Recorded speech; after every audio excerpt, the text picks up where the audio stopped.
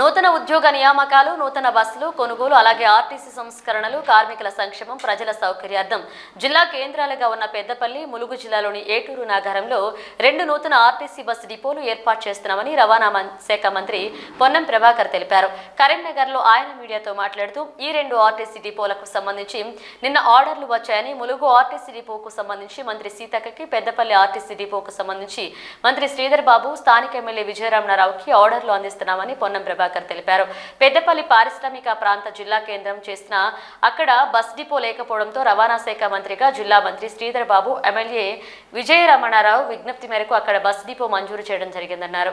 దాదాపు ఆర్టీసీ వ్యవస్థలో 10-15 సంవత్సరాల తర్వాత 2 నూతన ఆర్టీసీ డిపోలను ఇస్తా ఉన్నాం. ఇది రేవంత్ రెడ్డి గారి నాయకత్వంలో రవాణా శాఖ మంత్రిగా నాకు సంతృప్తినిస్తా ఉంది.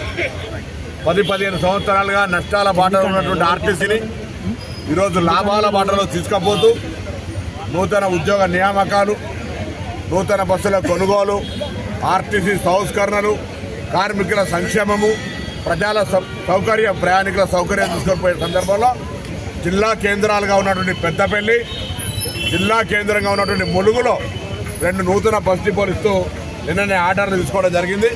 ఈ ఆర్డర్లు గౌరవ సీతక్క గారికి, అదేవిధంగా ఈ పెద్దపల్లి జిల్లాకు సంబంధించిన ప్రాతినిధ్యం వహిస్తున్న శ్రీధర్ బాబు గారికి, అక్కడ స్థానిక శాసనసభ్యులు విజయరామరావు గారికి ఇవ్వడం జరుగుతుంది. ఇవి ఈ తెలంగాణ రాష్ట్రంలో ఆర్టీసీ ముందు అడుగు వేస్తుందనడానికి నిదర్శనం. 2 నూతన డిపోల ద్వారా ఆ ప్రాంత ప్రయాణికులకు, ఏటూరు నగరం ములుగు జిల్లానేమో అది 3-4 జిల్లాల సరిహద్దు, సమ్మక్క సారక్క కేంద్రం. ఆ ప్రాంతానికి సంబంధించినటువంటి ప్రయాణికుల సౌకర్యానికి తొందరలోనే బస్సు డిపో నిర్మాణం చేపట్టి ప్రయాణికులకు సౌకర్యం కలిగిస్తాం. పెద్దపల్లి పారిశ్రామిక ప్రాంతం, ఆ ప్రాంతంకు పెద్దపల్లి ఒక సెంటర్ కాబట్టి జిల్లా కేంద్రం చేసినప్పటికీ కూడా బస్ డిపో లేదు.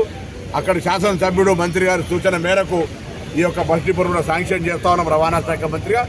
వాళ్ళిద్దరికి కూడా ఆ 2 జిల్లా ప్రజలకు ఈ సందర్భంగా శుభాకాంక్షలు.